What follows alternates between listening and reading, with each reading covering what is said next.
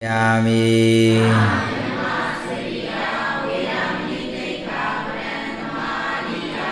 Buddha Wada Vedamni Dekhavadam Namadiyami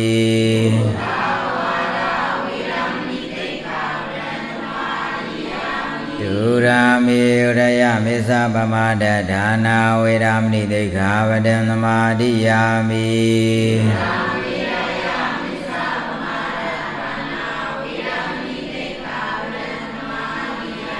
Vigala Bodhana Vedamni Dekhavadam Namadiyami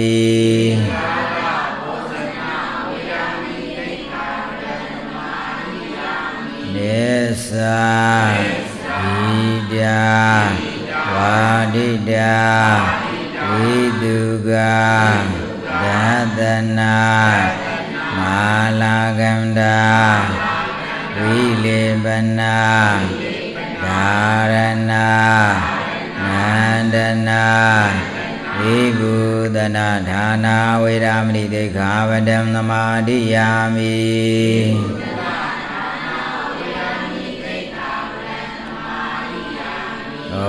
Osadayana Mahadayana Vedamni Dekhavadam Namadiyami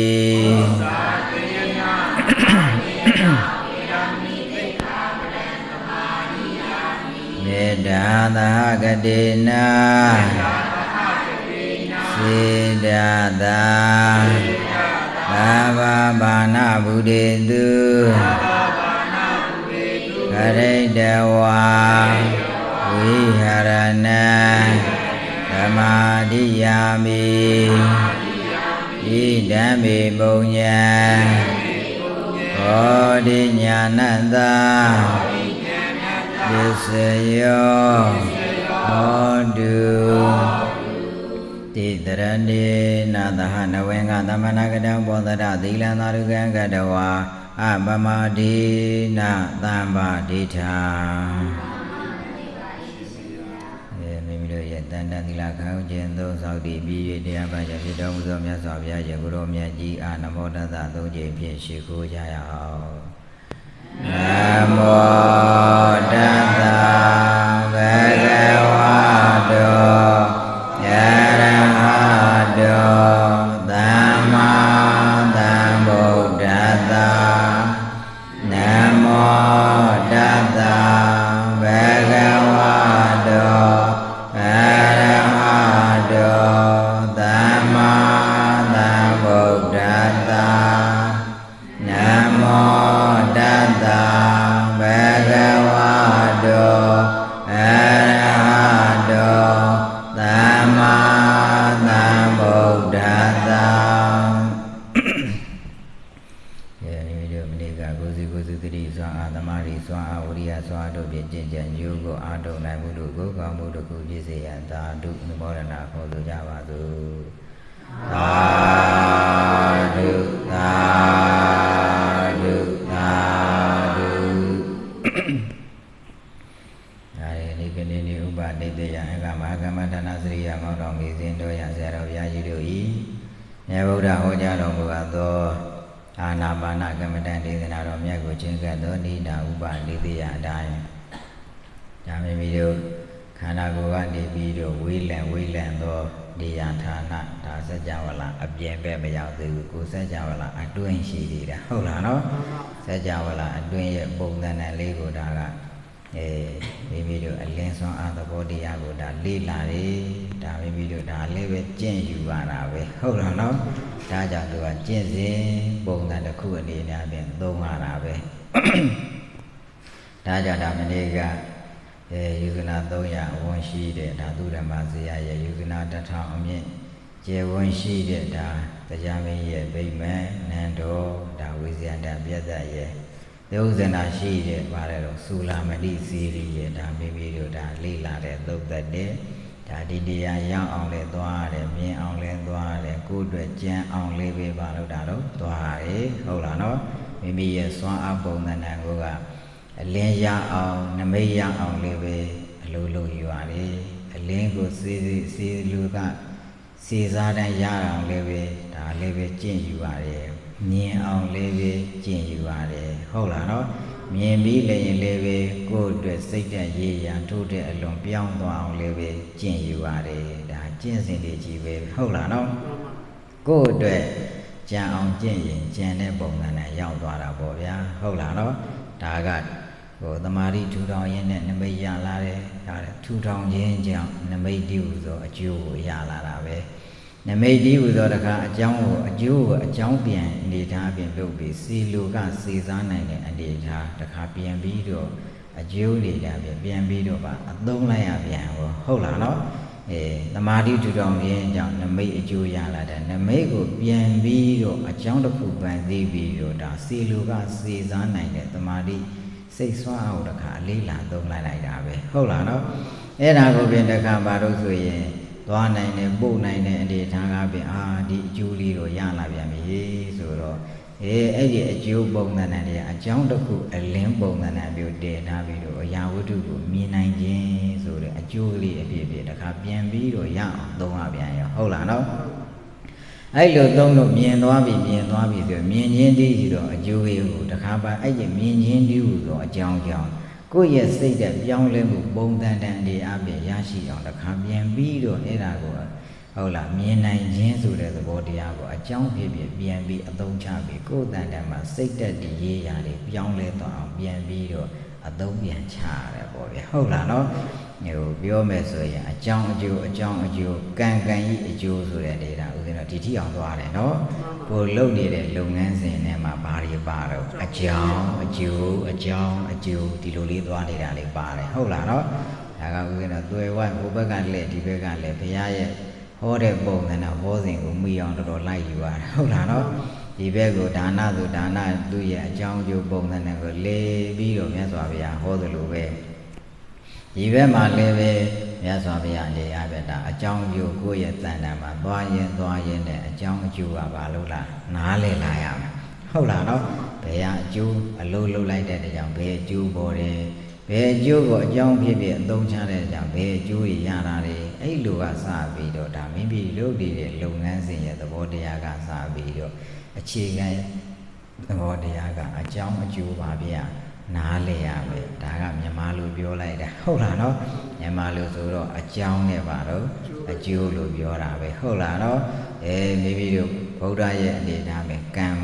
မဝိပါကကံဤပါတယ်တော့အကျိုးလို့ဒီလိုလေးပါလို့လည်းသုံးတာပေါ့ဗျာဟုတ်လားနော်ကိုသွားနေတဲ့လမ်းစဉ်ပုံသဏ္ဍာန်မျိုးကဒါဒီနန်းပဲတွေ့ဝပြီးမြတ်စွာဘုရားကပါလို့ဆိုရင်သဗ္ဗညုတဉာဏ်တော်ရှင်ဆိုတော့ဘယ်ဘက်ကလှည့်ပြောအကုန်ရတယ်ဟုတ်တယ်မလားနော်ဦးဇင်းတို့ကဒါနားလေအောင်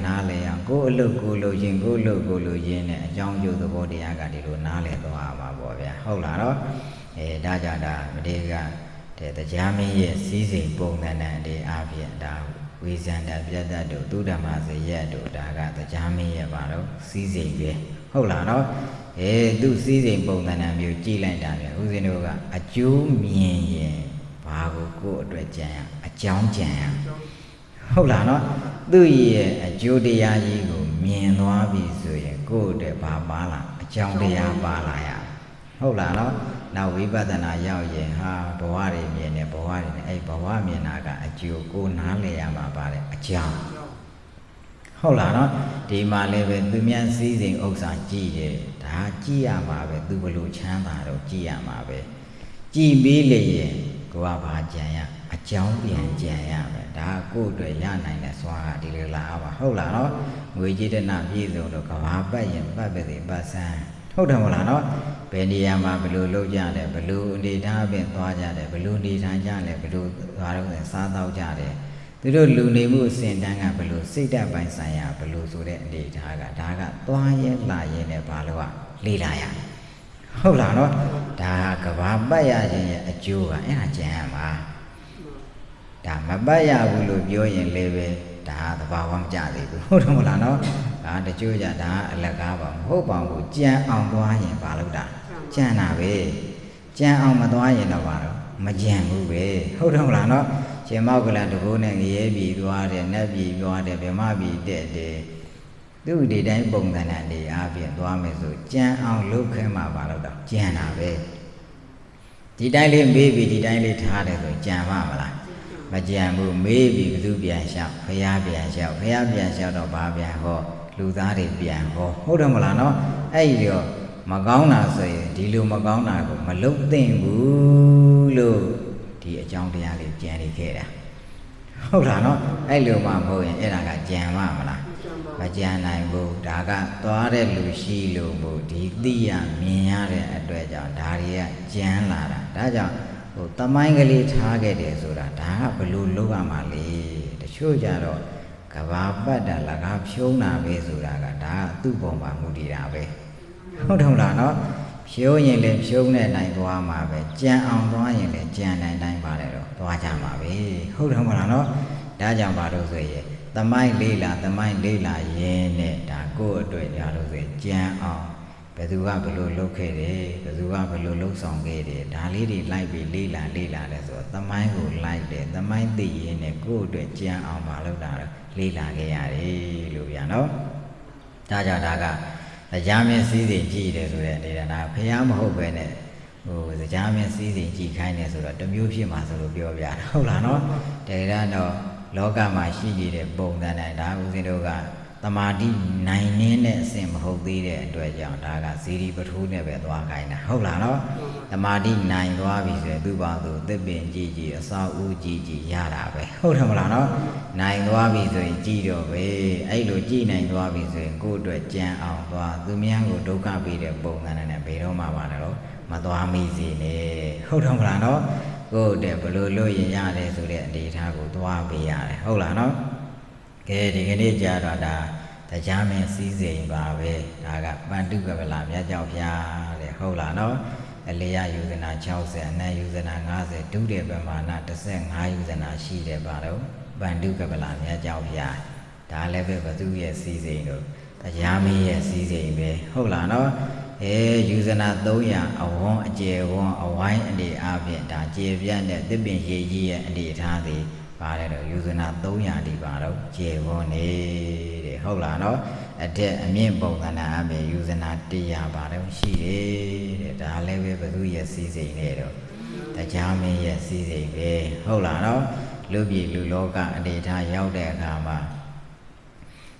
မောပန်းပြီးတော့ရွှွန့်တွေဘွက်တွေနဲ့လာရေကန်စေးတော်လေးပဲပြန်တက်တော့ရွှွန့်ပွေဘွက်ပြီးပြန်ပြီးပေးတဲ့အတွက်ကြောင့်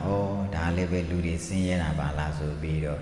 သူတို့ခြေထောက်ကလေးစီရေကလေးချိုးတဲ့အခါမှာအဆင်ပြေအောင်လို့ဆိုပြီးကြောက်တုံးလေးချခဲ့တဲ့စိတ်တဲ့ရဲ့စွမ်းအားဒါကုသိုလ်စွမ်းအားလို့သုံးလိုက်တာပဲဟုတ်လားနော်သူရဲ့စိတ်တဲ့ကလေးကအဆင်ပြေအောင်မလုပ်တယ်အလုံးလုံးဝေးလိုက်တာဟုတ်လားနော်အဲ့ဒီအလုံးလုံးပေးတဲ့စိတ်တက်ကလေးဒီမြတ်စွာဘုရားမလို့သုံးလိုက်တာအနာဝိဇ္ဇဒုက္ခဝိပါကလက္ခဏာအပြစ်မရှိဘူးကွာဒါလေးကဘာလို့ပေးတယ်ချမ်းသာကိုပေးတယ်အဲ့ဒါလေးကိုပဲကုသိုလ်လို့နာမည်တက်လိုက်တာပဲဟုတ်လားနော်အဲ့ဒီစိတ်တက်ကလေးဒီအပြစ်မရှိဘူးဘာကိုပေးတာချမ်းသာကိုပေးသေးတယ်ဒါကိုပဲဒါကုသိုလ်ရဲ့လက္ခဏာကုသိုလ်ရဲ့အမှတ်သားဆိုတာအဲ့ဒီအကျိုးလေးကိုကြည့်ပြီးတော့ဒါကုသိုလ်ခေါ်တာပါလားဆိုတာသိရမယ်လို့မြတ်စွာဘုရားပြောချင်တာဟုတ်လားနော်လက္ခဏာအမှတ်သားဆိုတာအဲ့ဒါကိုပြောတာပဲဒါကြောင့်အပြစ်မရှိတဲ့ပုံစံနဲ့အနေအချင်းသူအလုတ်လုတ်ပြီးတယ်တဲ့အများချမ်းသာအောင်ကြောက်တုံးလေးကိုအဲ့လိုအစင်ပြေအောင်အလုတ်လုတ်ခဲ့တဲ့အတွက်ကြောင့်ဒါသူပါလို့ဆိုရင်ဗန္ဓုကလာမြတ်ကြောက်ဖျားရဲ့စီးစိမ်တစ်ခုအဖြစ်ပဲသူအကျိုးပေးတာပဲဟုတ်လားနော်ဒီမှာရေချိုးတယ်ဟုတ်လားနော်မိမိခြေထောက်တွေလက်တွေပါတွေစေးတယ်ဆိုရင်လည်းပဲတဲ့တကယ်ဒီအလုံးမတန်ပူပြင်းတယ်ဆိုလို့ရှိရင်ဒီအပူကြီးတဲ့အတွက်ရေချိုးကလက်ခြေစားတွေတုတ်တင်ရဒါလည်းဆင်းရဲတာပဲဆိုပြီးတော့အဲ့မှာပင်လေကသစ်ပင်တကယ်တော့သစ်ပင်စားလိုက်တာပေါ့ဗျာနားလဲအောင်ပြောရင်ဟုတ်တယ်လားနော်သူကပင်လေကသစ်ပင်စိုက်တော့နာမည်တက်တာဟုတ်တယ်လားနော်ဦးဇင်းတို့နားလည်လိုက်ရမှာကဘာလို့ပေးလိုက်တာအရေးရတဲ့သစ်ပင်စိုက်ပေးလိုက်တယ်ဟုတ်တယ်မလားနော်အရေးရတဲ့သစ်ပင်ကလေးဒါဦးဇင်းတို့ကပင်လေကသစ်ပင်မှဆိုသမိုင်းကဒီလိုလားလို့အဲ့လိုမဟုတ်ဘူးတကယ်တမ်းတော့စိတ်ဓာတ်ကဘာတဲ့တော့အရေးရတဲ့ပင်ဟုတ်တယ်မလားပူနေတဲ့ဟာလေးကိုဘာလို့တာမပူအောင်ပြုလုပ်ချင်တာကိုရဟုတ်တယ်မလားနော်အဲ့ဒါကြီးကိုအရေးမရတဲ့အပင်သွားပြီးစိုက်ရင်လည်းအကျိုးရှိပါမလားမရှိနိုင်ဘူးကိုကပေးချင်တာအရေးဆိုရင်အရေးကောင်းတဲ့ပင်သာစိုက်ဒီလိုပြောပြတာဟုတ်လားနော်တခါတည်းကြောက်ဦးဇင်းတို့ကဟို ပြီးတဲ့ကအတိုင်းတချို့ကဒီတိုင်းထားကြတာရှိသေးတယ်ဟုတ်တယ်မလားနော်ဦးဇင်းတို့ကဟိုကသမိုင်းကလေးပြောပြတာသူကဒီအပင်အမျိုးအစားစိုက်ပေးတာဗျာစိုက်ပေးတဲ့အတွက်ကြောင့်သူကဒီလိုအကျိုးကျေးဇူးရှိတာဒါသမိုင်းပြောပြတာဦးဇင်းတို့ကလိုက်နာကျင့်သုံးရမယ်ပฏิပတ်ပုံသဏ္ဍာန်ကအရေးရသစ်ပင်ကိုယ့်ရဲ့နေအသီးသီးရက်ရွာအသီးသီးပုံသဏ္ဍာန်ကကိုယ့်နေနဲ့ကိုကအရေးရသစ်ပင်ဆိုတာတဏှာနဲ့တရားမတူဘူးပေါက်ရောက်ပုံလည်းမတူဘူးဟုတ်တယ်မလားနော်စိုက်မရတဲ့နေရာတရားကြီးဒီပိဋကအတိုင်းဒီလိုစိုက်ရမယ်ဆိုတော့သဘာဝကြသေးလားမကြတော့ဘူးကျတို့ကဘာကိုယူရမလဲအပင်စိုက်ပေးတာကိုယူရမှာဟုတ်လားနော်တချို့ကြတော့စာကိုစာအတိုင်းလေးလာတာရှိသေးတယ်ဟုတ်တယ်မလားနော်သမိုင်းကသမိုင်းအတိုင်းဒါရှိကိုရှိရင်အဲ့ဒီသမိုင်းကိုငါတို့ကျင့်ပြီဆိုရင်ပฏิပတ်တဲ့ကျင့်ပြီဆိုရင်ကိုဖြစ်သွားပြီပရိယတ်ကလေးလာမှာအများဆိုင်နဲ့လေးလာမှာဟုတ်တယ်နော်ကျင့်ပြီဟေ့ဆိုရင်ဘယ်သူကျင့်မှာကိုကျင့်တော့မှာကိုစီကျင့်ကြတော့မှာဟုတ်လားနော်ကိုစီကျင့်ကြတော့ပြီဆိုတဲ့ကဟာဓမ္မပင်တို့စသည်ထနောင်းပင်တို့ပဲစိုက်လို့ရတဲ့ဒေသကြီးကိုတပြည့်အပင်တွေဟာသမိုင်းကဒီလိုလာတဲ့အတွက်အဲ့ဒီပင်တွေစိုက်ဖို့စိုက်ရမယ်ဆိုတော့အဲ့ဒီနေရာကစိုက်လို့ရသေးလားမရတော့ဘူးဟုတ်တယ်မလားနော်ကိုယ်နေရာကိုယ်ဌာနနဲ့သင့်လျော်ဆိုတကယ်တမ်းတော့ပါတော့ဒီနေရာဒီဌာနမှာဘယ်ပင်စိုက်ရင်အရေးရတယ်လေအဲ့ဒီအရေးဆိုရင်အဆင်ပြေတယ်ဒီကတော့အများချမ်းသာဖို့ဒီတကယ်တမ်းတော့အကျင့်ဆိုတာဒီဘက်ကိုသွားမှာနော်ပฏิပတ်ဆိုတာပရိယနဲ့ပฏิပတ်ကအဲ့ဒီနေရာမှာတော်ပွာသွားတယ်ဟုတ်လားနော်မလေးလာတဲ့ဘူးဆိုလို့ရှင်အဲ့ဒါအလွဲချော်သွားဖြစ်မှာဟုတ်လားနော်ကိုယ်တိုင်လေးလာပြီဆိုရင်ကိုယ်အကျင့်ဖြစ်သွားပြီကိုကျင့်ဖြစ်သွားပြီဆိုရင်ကိုနဲ့သင့်လျော်တဲ့ပုံသဏ္ဍာန်လို့စိုက်ပေးတယ်ဒါကြောင့်အများအတွက်အရေးရသစ်ပင်ကလေးကိုဟုတ်လားနော်ချမ်းသာစေလိုသောစိတ်ဓာတ်နဲ့စိုက်ပေးလိုက်တယ်အဲ့ဒီစိတ်ကလေးဒီပင်ကုသိုလ်အပြည့်မရှိခြင်းချမ်းသာကိုပေးစေတတ်တဲ့အတွက်ကြောင့်အဲ့ဒါလေးကိုပင်ကုသိုလ်အဲ့ဒီကုသိုလ်ရဲ့စွမ်းအားတတ္တိကြောင့်ဒါဝတိန်သာပြေမှာဒီသစ်ပင်ကထူးထူးဆန်းဆန်းအနေအားဖြင့်ပေါက်ရောက်တဲ့သစ်ပင်ကြီးပါလို့တာဖြစ်သွားတာပဲဟုတ်လားနော်အဲ့လိုပါလို့ဆိုရင်ဒါကသူ့ရဲ့ကုသိုလ်ရဲ့စွမ်းအားတတ်တဲ့ကြောင့်ဒါလေးတွေဦးဇင်းတို့ကလေးလာသုံးကြတယ်ပင်လေကသစ်ပင်ကြီးအကျိုးကျေးဇူးဟာအယောင်ကလည်းယူဇနာ900လောက်ဟုတ်လားလင်းထိန်နေတာပဲဒီအပွင့်အရွက်တွေရဲ့အလင်းအယောင်ပုံသဏ္ဍာန်ကဟုတ်လားဘာမှမပြီးလို့စရာမလိုဘူးဒီသစ်ပင်ရဲ့အယောင်နဲ့ကိုပြီးဒီနေ့မှနေလို့ထိုင်လို့အဆင်ပြေနေပြီဒါတွေကိုမြင်ရတွေ့ရလေးမြင်ရတွေ့ရလေးဦးဇင်းတို့ကဘာကိုလေ့လာဒါကအကျိုးတရားကြီးအကျိုးတရားဖြစ်ဆိုရင်ဦးဇင်းတို့ကဘာကိုလေ့လာရအကြောင်းတရားကိုလေ့လာရမယ်ဩငါတို့ဒီလိုအကျိုးရကြဒီလိုအကြောင်းလုံးမှရမယ်ဒါကကြည်ခြင်းစွမ်းအားမြင်ခြင်းစွမ်းအားတတိကြောင့်ကိုကပြန်လေပြီးတော့ကိုယ့်အတွက်ကြံခဲ့ရမယ်စိတ်ဓာတ်ကအဲ့စိတ်ဓာတ်တရားလို့တော့ကြံလာခဲ့ရမယ်တရားအသိဆိုတာအဲ့ဒါမှလာမှာဟုတ်တယ်မလားနော်တရားအသိကတခါတလေဦးဇင်းတို့ကခန္ဓာမှာစိုက်ရှုပြီးတော့ရှာရတဲ့တရားရဲ့သွားရဲလာရဲနဲ့ကိုယ်ဉာဏ်နဲ့ရှင်ပြီးသိရမယ်တရားရဲ့ဒီလိုရှိသေးတာသွားရဲလာရဲနဲ့ဒါကစူးညောင်ကလေးလေးတွေ့တယ်ဟောဒါလေးဖယ်လိုက်တယ်နောက်လူတွေဒီစူးညောင်မစူးတော့ဘူးဒီကဲတက်မနေတော့ဘူးကတော့ဒီလူလေးသွားရင်လာရင်လည်းသွားဒါသူ့အတွက်တရားပဲဘာတရားလေတန်တရာချမ်းသာစေနိုင်တဲ့တရားမှန်ပါဒါမဲ့တရားဖို့တရားပြောတာမဟုတ်သူ့နေရာနဲ့သူတရားသုံးရတာဟုတ်လားနော်ဒါနဓမ္မဒါနတရားသီလဓမ္မသီလတရားသမထဓမ္မသမထတရားဝိပဿနာဓမ္မဝိပဿနာပါလေတရားသူ့ရဲ့ဓမ္မဆိုတဲ့အသုံးတော်ကသူ့ဘာသူနောက်ကပါပြီးသားဟုတ်လားနော်အဲ့ဒါကြီးကိုပြည့်စူးညောင်ကလေးပဲတဲ့ပုဂ္ဂိုလ်ကတရားသိတယ်လို့ပြဟာဒီပုဂ္ဂိုလ်ကြီးမဲဖို့ကြောင့်ပြောနေတယ်ဟောအဲ့ဒီကသူ့ကိုကမသိတာဟုတ်တယ်မလားနော်မဲဖို့ကြောင့်သွားတာလားတန်တရာပုံသဏ္ဍာန်ကိုချမ်းသာကုသိုလ်လုပ်လိုက်တာတန်တရာချမ်းသာတဲ့ကုသိုလ်လုပ်လိုက်တာဒါလည်းပါတယ်တရားပဲမြင်းပုံကိုပြောပြတာနော်ဟုတ်လားဒီပါတော့ဆိုရင်တရားမင်းကြီးရဲ့စည်းစိမ်ပုံသဏ္ဍာန်ကြည့်လိုက်တာတော့သူများချမ်းသာအောင်ခဲကလေးချပေးလေပုံသဏ္ဍာန်လေးတောင်ဒီလိုအကျိုးလေးရတာပါလားငါတို့လည်းဒီလိုအကျိုးရရဲ့ဒီလိုလေးသူများချမ်းသာအောင်ဟုတ်လား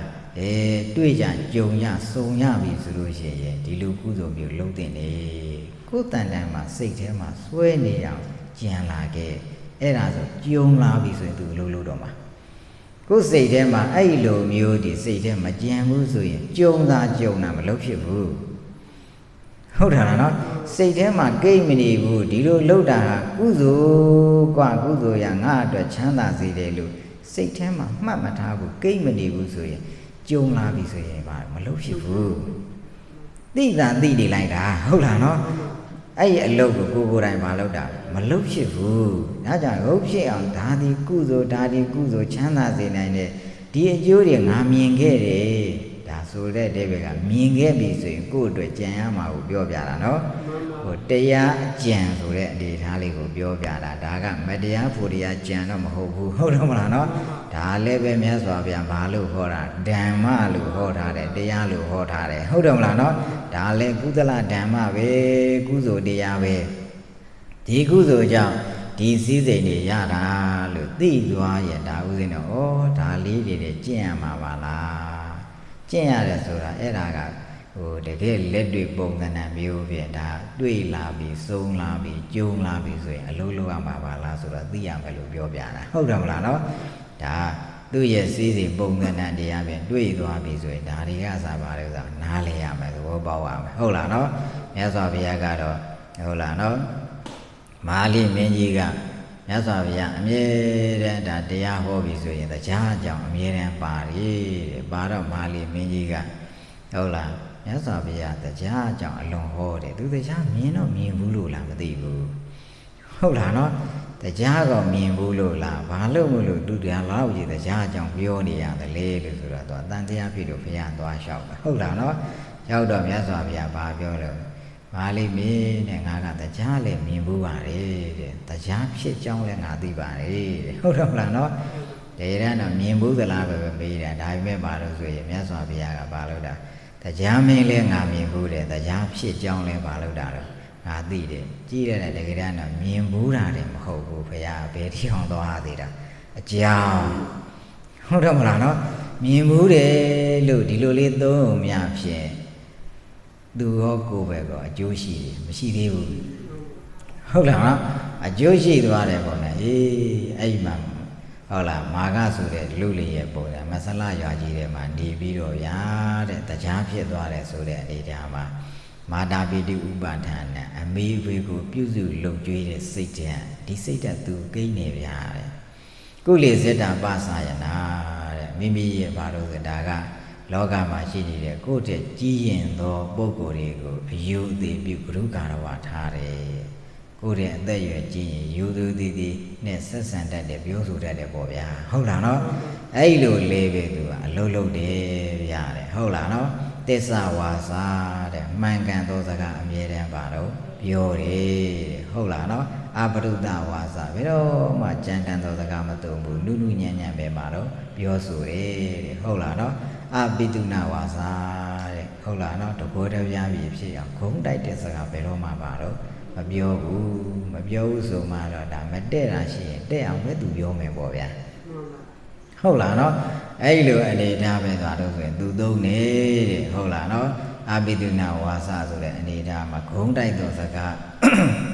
အသင်တစ်ခွက်တစ်ခုနဲ့အသင်ခွက်တစ်ခုဘာသာရေးတစ်ခုနဲ့ဘာသာရေးတစ်ခုပါတော့မတက်အောင်ဘယ်တော့မှပါတော့ပြောလိပြောတာမရှိဘူးဒါသူရဲ့ကိုယ်ပိုင်ပါတော့တဲ့အရေးချင်းစိတ်တက်လို့ပြောပြတာဟုတ်လားနော်အဲ့ဒါတွေလားဆိုမစ္စေတဝိနည်းတဲ့ဘယ်တော့မှနှပြောတွန့်လို့တဲ့စိတ်ပါလေတော့မရှိဘူးတဲ့နောက်အကောဒနာဘယ်တော့မှအမြဲမထွက်ဘူးလူသားတို့ရဲ့အပေါ်မှာဒါအမြဲတမ်းမေတ္တာတရားပဲပါလို့တာကိန်းတယ်အမြဲမထွက်ဘူးဆိုတာတကယ်စိတ်တက်ကသွားမှာဘာကိန်းနဲ့ခေါ်မေတ္တာကိန်းတယ်လို့တော့မှာဟုတ်လားနော်ဒါပါဠိလိုပုံစံနားတယ်အကောဒနာအမြဲမထွက်ဘူးဒီလောက်လေးနားလည်ရမှာမဟုတ်ဘူးအကောဒနာအမြဲမထွက်ဘူးဆိုဘာရှိတယ်လို့ပြောမေတ္တာရှိတယ်လို့ပြောအောင်မှာဒါစာပေရတဲ့ခါတလေကြတော့ဒေတွေးလို့မရဘူးဟုတ်တယ်မလားနော်လက်တွေ့ကျင့်ကျင်ပြီဆိုရင်ဘာလုပ်ရမှာတော့အမြဲမထွက်ဘူးဆိုတော့ဘာလုပ်ရမှာတော့ကျင့်ရမှာ ngã đó ra mà thuở bù đá lý to ngô vui miết đà xí lại bị đọa bị lý hậu thằng là nó miết đà xí lại thì số đây thì bà mà thuở đó ra mà thuở đó bù lý bù chiên nhà mẹ bông là đi lô lên ná lì hậu là nó ấy lô mà cái lù lì à ta ta na ba mà lù làm xí tổ lì bì mì bù tàn bù thà để xí đẻ cô để chiên được bố bố để có tàn bù thà để xí đẻ mà càng biểu cha lù để xí đẻ nụ nhẹ tình với để sạc của về biểu cha lù để xí đẻ hiện ra xí số để xí đẻ quê nhà ông mà biểu về này quê đi để anh tên phơi của đồng mà để ông biang bóng gì lù để xí đẻ miết xí đẻ vui để à hôn đồ mu bề sau này này rồi là biết cái son chế để lù tôm lại đã không nào nó sạc tôm này cả đi bố của bà lâu rồi tôi biết gì của mình miêu rồi bà biểu à em đang bị cái này của biểu là cứ nó ná lên mà đi lù ná lên không là nó đông đông à của bà cả miết xí đẻ vui này à miết xí đẻ nó miêu là của vui này à bề sau này đây rồi là mà bí lù để xí đẻ để bề sau này này rồi bà biểu bí để lù tôm à không là nó hay đó biết cái son chế để lù đi xây ra chi vì số mà đó cái tu miên ye biết gì cũng mà để ăn lù trên này số là chi gì là đã đi xây ra này hồ bác cả mà để ăn lù hồ bác đó sang trên bề hồ ya không là nó ấy đó bà đó rồi đi bác cả cố biết gì cũng bí mà bí đi ra hồ bác đó bỏ cha để số mà tu miên biết gì mà để ăn lù trên này bông này là tu mà mà chi đóပြောချင်တာကပြီးသောလက်ပဲဖြစ်ချင်တာပေါ့ဗျာယူသောလက်ပါလို့မဖြစ်ချင်ဘူးဗျာဒီလိုစိတ်ဓာတ်ရှိတဲ့ပုဂ္ဂိုလ်ဆိုတော့အများနဲ့ပုံသဏ္ဍာန်တွေကမတက်စရာအကြောင်းဟိုပါတယ်တော့မရှိတော့ဘူးဟုတ်လားနော်အဲ့လိုအနေထားပဲအာဂေါဒနာတဲ့အမြဲမထွက်ဘူးလို့မေတ္တာရှိတယ်အရာအလုံးပေါ်မှာမေတ္တာကိန်းသွားပြီလို့ဆိုတဲ့နေ့ကသိကြတယ်၅ပါးသီလကဖြစ်เสียအကြောင်းရှိသေးလားမရှိတော့ဘူးဟုတ်လားနော်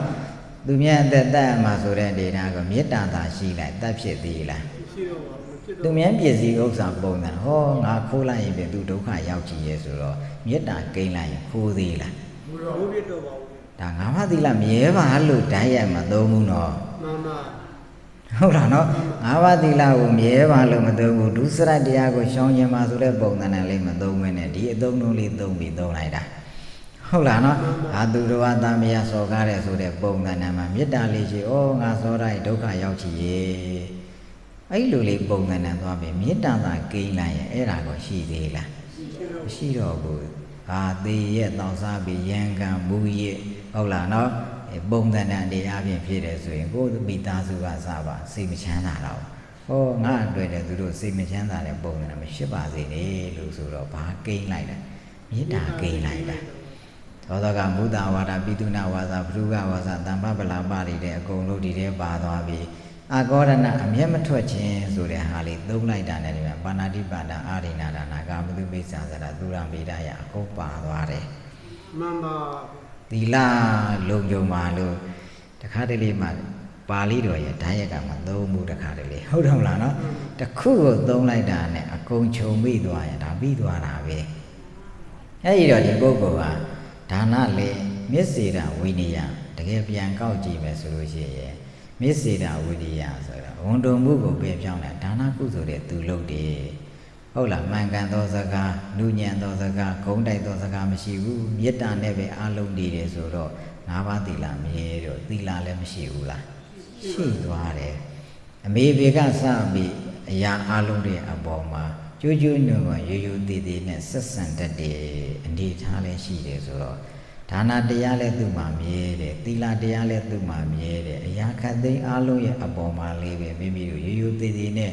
လေးလေးစားစားနဲ့ဆက်ဆံတတ်တဲ့စိတ်ရှိတယ်လို့ဆိုတော့လောကကြီးထဲမှာဒါက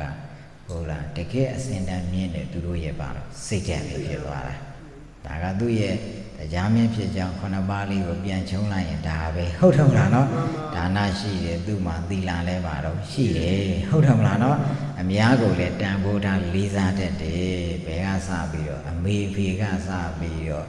အားလုံးတို့ရဲ့အပေါ်မှာလေးလေးစားစားကြည်ကျူးနေကုန်နဲ့ဆက်ဆံတတ်တယ်ဒါလေးပြောပြတာပဲဟုတ်တယ်မလားနော်ဒါကမိမိတို့ကတိုင်းဝိုင်းပြီးအကျဉ်းချုပ်ပြီးဦးဇင်းတို့ကလေးလာတတ်အောင်ပြောပြတာနော်ဒါအဲ့လိုအနေထားအားဖြင့်ပြုခဲ့တဲ့အတွက် ကြောင့်တရားမင်းဆိုတာဖြစ်တာလို့ဆိုငါတရားမင်းလည်းမြင်ဘူးတဲ့တရားဖြစ်ကြောင်းလည်းပဲငါသိတယ်လို့ဆိုတော့မင်းတို့တရားဖြစ်ခြင်းရဲ့ဒီချင်းချင်းမှရမယ်လို့ပြောတာ ਨੇ တူတူပဲမှန်ပါတခါတလေမှာကြင့်ပါလို့မြတ်စွာဘုရားမပြောဘူးဟုတ်တယ်မလားနော်တရားမင်းဖြစ်ရဲ့အနေအထားကဒီလိုဖြစ်ဒီလိုအကြောင်းတွေကြောင့်သူကဒီလိုအကျိုးတွေဖြစ်တာဗျာလို့ပြောလိုက်တာပဲဟုတ်တယ်မလားနော်အဲ့လိုပြောလိုက်တဲ့အတွက်ကြောင့်ဒါဒီကျင့်စဉ်ကြောင့်ဒီတရားမင်းကတာဝတိတာပြီးသုရုမာတဲ့တာဝတိတာဒီဘာလို့ဆိုနတ်ပြည်နှစ်တက်ရဲ့ပုံသဏ္ဍာန်တို့ရောမှမင်းအဖြစ်ဖြစ်စိုးစံရတဲ့ဘာတော့ပုဂ္ဂိုလ်တရားရင်နဲ့သွားဖြစ်တယ်တဲ့ဒါဆိုလို့ရေဦးဇင်းတို့ကလေ့လာရမယ်ပုံသဏ္ဍာန်ကနေရာဌာနတစ်ခုမှာအကြီးကျယ်တရားရင်လို့ဖြစ်ခြင်းပြီဆိုရင်ဒီစိတ်သက်9ပါးပြည့်စုံမှာဘာလို့တာရမှာအဲ့ဒီစိတ်သက်9ပါးပုံသဏ္ဍာန်နဲ့မပြည့်စုံဘူးလို့ဆိုလို့ရှိရင်နေရာဌာနတစ်ခုမှာအကြီးကျယ်ဖြစ်ထိုက်တဲ့ပုံသဏ္ဍာန်မှာတော့မရှိဘူးဆိုတာဒီလိုလားတယ်ဟုတ်လားနော်ဒါကြောင့်အကြီးကျယ်ဖြစ်ပြီးတော့မစ္စေတာဝိနည်းဘာလို့ဆိုရင်ကိုယ်ကပဲပေးကျင်တာမဟုတ်ဘူးသူများပြည်စီဘလို့ယူရကောင်းမလဲဒါပဲစဉ်းစားနေမရတော့ဘူးလို့ပြောကြတယ်ဟုတ်လားနော်အာဂေါရဏမေတ္တာတရားဆိုတဲ့နေသားမှာ၅ပါးသီလလုံခြုံစွာဖြင့်နေတတ်ထိုင်တတ်တဲ့ပုဂ္ဂိုလ်ဘာလို့တာဖြစ်ရမယ်လို့ပြောပြတာဟုတ်လားနော်အများတကာရဲ့ပုံသဏ္ဍာန်တွေအပြင်ကတန်ဖိုးထားတဲ့ပုဂ္ဂိုလ်ဖြစ်ရမယ်ဒီလိုဖြစ်တဲ့ဆိုတာမှတော့တင်တရားတဌာနမှာအကြီးကျယ်ဖြစ်ပါလို့တာဖြစ်ကြရတယ်ဒါဥစဉ်တို့ကလေးလာဖို့လေးလာနေပြောပြတာဟုတ်လားနော်ပြောလိုက်တာကတော့ဒါတရားမင်းဖြစ်ကြောင်းပဲပြောလိုက်တာပဲကျန်တာကဥစဉ်တို့ကတိုင်းဝိုင်းပြီးတော့လူတယောက်အကြီးကျယ်ရလို့ဖြစ်သွားပြီကိုပဲထားတော့ငါဒီနေရာဒီတန်းမှာအကြီးကျယ်ဖြစ်ရင်ငါဒီစိတ်ဓာတ်တွေငါရှိတယ်လားဒါတကယ်တမ်းကိုတိုင်းဖြစ်ချင်တော့မှဒီစိတ်ဓာတ်တွေနဲ့ကိုရှိရလားလို့ပါလို့ဆန်းစစ်ရမယ်ဟုတ်လားနော်ဒါသူများပြောရင်အပြည့်ဖြစ်နေအောင်မဟုတ်တော့လားနော်ကိုအနေထားအားဖြင့်စမ်းစစ်တဲ့ဆိုရင်ဒီစိတ်ဓာတ်ပုံသဏ္ဍာန်မျိုးဒီ9မျိုးပုံသဏ္ဍာန်မျိုးကိုစိတ်ဓာတ်မှာကိန်းသွားမှာဩဒီတရားဒီတဏ္ဍာမှာအကြီးကျယ်ဖြစ်ထိုက်တဲ့ပါတော့ပုဂ္ဂိုလ်ဆိုတဲ့အနေထားဖြစ်တာလို့အဲ့လိုစိတ်ဓာတ်မရှိဘူးဆိုရင်ဘယ်တော့မှအကြီးကျယ်မဖြစ်ဘူးဘာလို့အကြီးကျယ်မဖြစ်သလဲလို့ပဲအကြီးကျယ်ဖြစ်သွားရင်လေပဲအဲ့ဒီအဲ့ဒါကမောက်ကမပါလို့တာအဖြစ်အများဆုံးပြန်ဖြစ်သွားတယ်ဟုတ်လားနော်သူရဲ့ဆိုလိုတဲ့အိဗယ်စိတ်ဓာတ်တွေပြည့်နေမှအကုန်ချမ်းသာတယ်လို့ပြောချင်တာပဲသူလည်းချမ်းသာတယ်လို့သူ့ပတ်ဝန်းကျင်လည်းပါလို့တာအကုန်ချမ်းသာတယ်လို့ပြောပြတာအဲ့လိုစိတ်ဓာတ်မရှိပါပဲနဲ့အကြီးကျယ်သွားဖြစ်တယ်ဆိုရင်သိကြတယ်တဲ့အဲ့ဒီပတ်ဝန်းကျင်ဘယ်တော့မှပါတော့မချမ်းသာတော့ဘူးတဲ့ဒါလည်းပဲသိရမှာပေါ့ဗျာဟုတ်လားနော်ဒါကြောင့်ဒီအကျိုးပင်လေကတိပင်ကြီးတော့မြင်လာပါရဲ့ဗန္ဓုဝေလာမြတ်ကြောက်ဖြာကြီးတော့မြင်လာပါရဲ့အကျိုးခံစားမှုကိုမြင်လာပြီးတော့ကိုကဘာကြံလို့ကြံမှမသိဖြစ်မှာဆိုလို့ပြောပြတာဟုတ်လားနော်ဒါတွေကြည့်ပြီးမြင်အောင်ကြည့်ခဲ့ဆိုတာမြတ်စွာဘုရားကဦးဇင်းတို့ကဒါလေးပဲဟုတ်လားမေဘကိုလုံကြီးပါဟုတ်လားနော်ကိုတဲ့ကြည်နေတဲ့ပုဂ္ဂိုလ်လေးစားပါတန်ထိုးထားပါမှန်ကန်ပြောဆိုကြဟာလူညံ့ပြောကြဟာဟုတ်လားနော်ဘာလို့ဆိုဂုံးတိုက်စကားမပြောကြနဲ့ဒါနစိတ်ရှိကြဟာမေတ္တာစိတ်ရှိကြဟာဒီလိုစိတ်ဓာတ်ရှိရင်ဗျာတရားဖြစ်တဲ့ကွာတရားဖြစ်နိုင်တယ်ကွာဒီလိုပြောရင်မယုံသေးဘူးသူကအကြောင်းပဲနားထောင်ရတာဟုတ်တယ်မလားနော်အဲ့တော့ဘာလို့ဆိုရင်ကိုယ်တိုင်သွားကြည့်ဒီလိုစည်းစိမ်ရဟုတ်သလားဒီလိုကြီးချမ်းသာတာဟုတ်သလားဒါတကယ်တမ်းကအကျိုးကိုသွားကြည့်တယ်ဟုတ်လားနော်အကျိုးကိုသွားကြည့်တော့မှဟုတ်တယ်ဒီလိုကြီးကြီးကျယ်ကျယ်ခန်းခန်းနာနာဒီလိုကိုကြောက်လုံးကြီးကဒီလိုကြီးဖြစ်နေတာ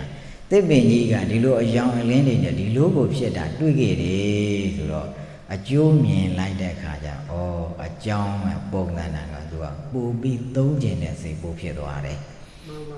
ဒါကအကြောင်းအကျိုးရဲ့ပုံသဏ္ဍာန်ကဒီလိုနားလည်ရမှာဟုတ်တော့လားနော်မြတ်စွာဘုရားကျတော့မြင်လို့အကြောင်းလဲမြင်တယ်အကျိုးလဲမြင်တယ်အကုန်မြင်လို့ဟောတာဟုတ်ဗျကျတို့ကကြတော့မမြင်သေးဘူးအကြောင်းပဲနားကသေးတယ်အကျိုးကသူပြောလို့သာအနေထားအပြင်သိရတယ်ဘလို့ပုံသဏ္ဍာန်ဆိုတာပုံဖော်လို့မရဘူးအဲ့တော့ဘာလို့ဆိုရင်အလင်းစွမ်းအားရှိတဲ့ပုဂ္ဂိုလ်ကဘာလို့တာကြည့်ပါမြင်တဲ့စွမ်းအားရှိအောင်ကြည့်ပါကြည့်ပြီးမှဒီလိုခမ်းနားတဲ့ပုံသဏ္ဍာန်မျိုးတွေ့လာဆိုရင်ဟုတ်တယ်ဒီအကျိုးတရားတွေခံစားတဲ့ပုံသဏ္ဍာန်အမြင်ခဲ့တယ်ဒါကြောင့်ငါတို့ကဒီလိုအကျိုးတွေခံစားခြင်းနဲ့ဆိုရင်တော့ငါတို့ဒီအကြောင်းတွေဘာလို့တာရအောင်ငါတို့လုပ်ကြရမယ်အဲကြောင့်မှသူ့ရဲ့ စိတ်ထဲမှာမြင်လဲမြင်လာခဲ့ရတယ်ဒီတရားဖြစ်ကြောင်းလဲနာခဲ့ရတယ်ဆိုတော့သူကကပ်ပြီးတော့သဘောပေါက်သွားတယ်အကြောင်းနဲ့ပါတယ်တော့အကျိုးတရားသူကဒီလိုလေးရတရားရဲ့သဘောတရားဒီနေ့မှကပ်ပြီးဒီလိုလေးလာတာဟုတ်လားနော်တရားဆိုတဲ့သဘောတရားကဒါကတရားဖြစ်ကြောင်းတရားဟုတ်တယ်မလားနော်ဘာဖြစ်ကြောင်းတရားတရားဖြစ်ကြောင်းတရားဒါကမက်ဖို့တရားမဟုတ်သေးဘူးဟုတ်တယ်မလားနော်သူ့နေရာနဲ့သူတရားကိုလေးလာသူ့တရားနဲ့သူမဟုတ်ဘူးဆိုလို့ရှိရင်အဲ့ဒါအလွဲလဲချော်ချော်နဲ့ဒီဘက်ကဟိုဘက်ပြစ်တင်ဟိုဘက်ကဒီဘက်ပြစ်တင်ဒီလိုတွေသွားတတ်တယ်ဒါကြောင့်ဦးဇင်းတို့အလင်းကျင်နာကတ္တဒါနော်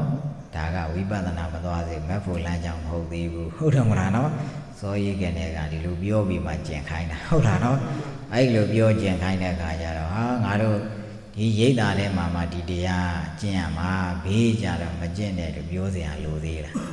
လိုတော့ဘူးကျင့်လေဟုတ်တော့မလားနော်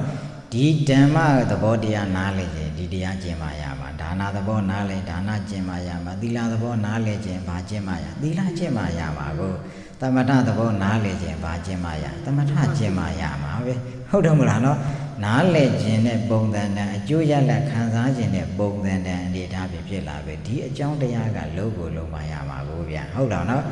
ဒါကြောင့်သူ့ရဲ့သဘောသဘာဝကိုဒါတွေနားလည်သွားမယ်ဟုတ်လားနော်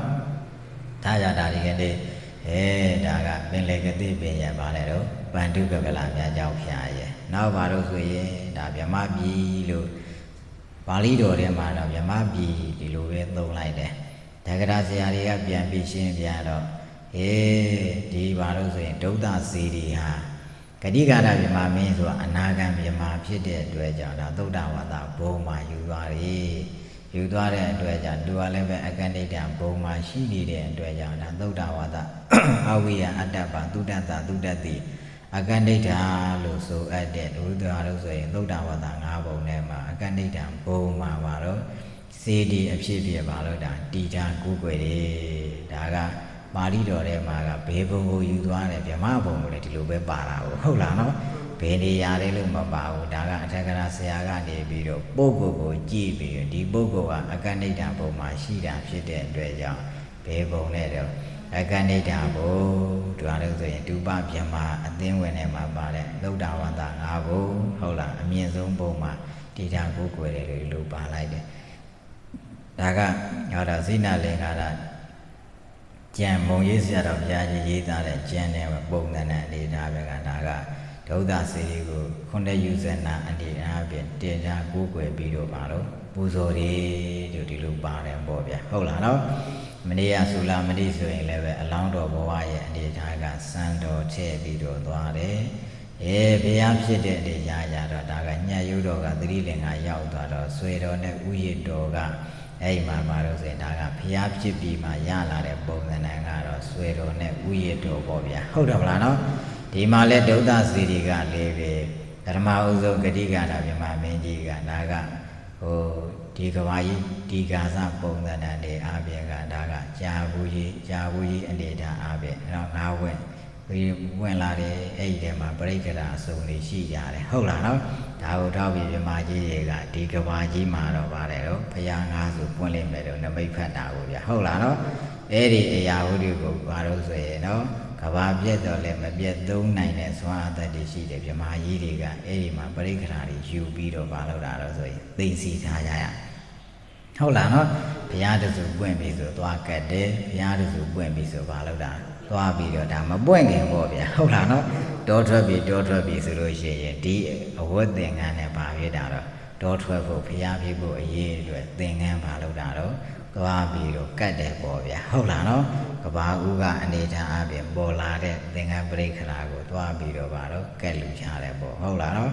အဲ့တော့ဂတိကာရဗြဟ္မာမင်းကလည်းအဲ့ဒီကကနေကဟုတ်လားပေါ်လာတဲ့ပရိက္ခရာရှိပါတစ်ခုရဲ့အနေထားကိုယူလာပြီးတော့မြတ်စွာဘုရားတောထွက်တော့ပါလို့ဆိုရင်ပရိက္ခရာရှိပါမြတ်စွာဘုရားကိုပါလို့တာကတ်လူတွေပေါ့သင်္ကန်းဝတ်ဖို့ဟုတ်တယ်မလားနော်သင်္ကန်းဝတ်ဖို့ကတ်လူတွေမိမိရဲ့ပါလို့ဆိုအဝတ်တစားတွေပါလို့တာတော့ချွတ်တဲ့တယ်ဟုတ်လားနော်အဲ့ဒီချွတ်လိုက်တဲ့ဝတ်ထားတဲ့အဝတ်ကိုယူပြီးတော့ပါလို့လိုက်တာစေတီယအဖြစ်ပဲပူဇော်ဖို့ရန်အတွက်ယူသွားတာဟုတ်လားနော်ပြောမယ်ဆိုဘုရားအလောင်းလျာရဲ့အဝတ်တော်ကိုယူပြီးတော့ပူဇော်ထားတဲ့ပုံသဏ္ဍာန်ကိုဘာလို့ကောဒ ဒုဒ္ဒဆိုတာအဝတ်ပြောပြတာဟုတ်လားနော်စေတီယဆိုတာဘာပြောတာပူဇော်ထားတာကိုပြောပြတာဟုတ်လားနော်ဒါကဘုရားဖြစ်ပြီလားမဖြစ်သေးဘူးဒါကတောထွက်တာရှိသေးတယ်ဟုတ်တယ်မလားနော်တောထွက်တဲ့အနေထားမှာဘာလို့ဆိုရင်ဒါကသင်္ကန်းနဲ့ဘာလို့ဆိုရင်လူတို့အသုံးဆောင်အဝတ်နဲ့ဘာလို့ဆိုရင်ယဟန်တို့ရဲ့အသုံးဆောင်အဝတ်ကိုလဲလှယ်ပြီးဘာလုပ်လိုက်တာသုံးဆောင်တဲ့သဘောဖြစ်သွားပြီဟုတ်တယ်မလားနော်အဲ့လိုဘာလို့ဆိုရင်လဲလှယ်လိုက်တဲ့အဲ့ဒီဘာလို့ဆိုရင်နော်ဟိုလဲတော်ကိုမှယူပြီးတော့ဘာလုပ်တာတော့စေတီယတည်တယ်ဒါကဘုရားမဖြစ်မီကာလကယူသွားခြင်းနောက်ဘုရားပြိဋိဘံဆန်တဲ့အခါမှာအဲ့မှာမြမကြီးတွေကနေပြီးတော့အဲ့မှာမြမပြီရောက်တယ်လို့ပဲအဲ့ဒီမှာသုံးထားတယ်အကယ်၍သာခုနကတရားမင်းကဲ့သို့ပုံသဏ္ဍာန်မျိုးသွားလေအလောင်းတော်ဘဝကစံတော်ဘုရားပြိဋိဘံဆန်ပြီးတော့ဘုရားရဲ့တတ်တော်ယူသလိုပဲအကယ်၍ဒီမှာယူပဲဆိုရင်လည်းပဲဘုရားရဲ့ပြိဋိဘံဆန်တော့ဝတ်ထားတဲ့သင်္ကန်းပုံသဏ္ဍာန်ကိုမလုပ်တာတော့မီးမလောင်လေမကျွမ်းခင်ကလေးမှမလုပ်တာယူသွားတယ်ဟုတ်လားနော်အဲ့ဒီမှာယူသွားပြီမဲ့အဲ့ဒီဒါလို့ဆိုရင်ဘုရားရဲ့အသုံးဆောင်အဝတ်သင်္ကန်းကိုလည်းပါလို့တာဒုဒ္ဒစီဒီမှာပါတော့ဌာပနာထားတယ်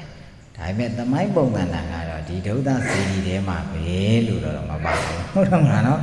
သူကဘာလို့ပဲပါတယ်ဗြဟ္မပြည်မှာဒီသင်္ကန်းကိုပါတော့ယူဆောင်ပြီးတော့ပူဇော်ကြတယ်ဒီလိုပဲပါတယ်ဟုတ်တယ်မလားနော်ဒါပေမဲ့ခုနကတရားနဲ့ကက်ရှင်ပြီးမှဟောဘုရားမဖြစ်ခင်ကိုဒါနဲ့ဝလဲတော့ဒါလည်းပဲအဝတ်လို့သုံးရတာကိုဗျာနော်ဒါဝတ္တရောဝဏ္ဏတော်ဟောဒီအဝတ်လူရင်အစင်းလှူတာရောက်တယ်လို့ဗျာဝတ္တရောဆိုတာသင်္ကန်းလှူတဲ့အဝတ်ပဲကိုဗျာလူအသုံးဆောင်ပုံသဏ္ဍာန်အဝတ်စားလဲအဝတ်ထဲတာကိုဗျာဟုတ်လားနော်ဒါကြောင့်ပါလို့ဆိုရင်မြတ်စွာဘုရားရဲ့ဝတ္တရဲ့ဝလဲတော်ပုံသဏ္ဍာန်တွေအပြင်ဒီမှာစေတိယရေအပြင်သွားလေရင်ဘုရားဖြစ်ပြီးတဲ့အခါမှာသုံးဆောင်တဲ့သင်္ကန်းကိုလည်းပဲဒါလည်းအဝတ်ဖဲကိုဗျာဟုတ်လားနော်ဒါကြောင့်ဒီမှာထားပြီးတော့မလုပ်တာတော့ဌာပနာထားပြီးတော့စေတိယဖြစ်ဖြစ်ပူဇော်တယ်ဒါကဟိုပါဠိတော်တရားကတော့သမိုင်းကသိမလားဘူးဟုတ်တယ်မလားနော်ပုံစံနာကဒီတိုင်းလေးပဲပါလို့ဆိုရင်ပြောပြထားတယ်ပေါ့ဗျာဟုတ်လားနော်ဒါကြောင့်ဒါကဘုရားရဲ့ပါလို့ဆိုရင်သင်္ကန်းတော်ရောဘုရားရဲ့ဝလဲတော်ပုံသဏ္ဍာန်ကိုဒီထဲမှာဌာပနာထားပြီးတော့ဒါဌာပနာထားဆိုတာဌာပနာဆိုတာကတည်ထားတာကိုပြောပြတာနော်ဦးဇင်းတို့ဒီနေ့ဗုဒ္ဓဘာသာမြန်မာလူမျိုးတွေသိတဲ့ပုံစံကဌာပနာဆိုရင်ဘယ်သေးကိုသွားလိုက်တာအတွင်းနဲ့ဟုတ်လားနော်မမြင်ရတဲ့လှိုင်ကောင်းနဲ့ထဲလိုက်တာကိုဘာလို့ခေါ်တော့ဌာပနာထားတယ်ဒါတဲ့တော့ပါဠိသုံးတာဌပနာဆိုတာတဏှာကကိုမြဲမြံအောင်တီလိုက်တာကိုပါတော့ဌပနာလို့သုံးတာဟုတ်လားနော်ဒါပေမဲ့အဲ့ဒါကြီးကိုပုံစံနဲ့တကယ်တမ်းမရွေရှားတော့ဘူးဒီနေရာပဲထားပြီးပူဇော်တော့မယ်အဲ့ဒါကိုဌပနာလို့သုံးတာပဲဟုတ်လားနော်အဲ့ဒါကိုပဲပါလို့ဆိုရင်ဌာပနာတိုက်သွင်းနေဒါရွှေဝေရဏထဲပြီးဌာပနာတိုက်သွင်းနေလို့ပုံမှန်နာပဲဒီလိုသွားကြတာဟုတ်လားနော်ဒါကတော့ဌပနာဆိုတဲ့ပုံစံကဒီနေရာမှာငါတို့ပြပူဇော်တော့မယ်တဲ့အဲ့နေရာလေးထားလိုက်အဲ့ဒါဒီပါတော့ဌာပနာထားတာပဲဟုတ်လားနော်ဟိုမြင်အောင်ပြောပြတာနော်အဲ့ဒါကိုမှဒါကခေတ်ဆက်ပုံသဏ္ဍာန်ဆက်ကြည့်ပြီးတော့ဘယ်သူမှဖြစ်စည်းမဲ့လူမရှိရင်လည်းပဲကလပ်ကလေးပေါ်တင်ပြီးတော့ပူဇော်ကြရင်ဒီနန်းကမရွှေ့ပဲနဲ့တည်ထားရင်ဌပနာပါဌာပနာထားတယ်လို့ပဲတူတူပဲဟုတ်လားနော်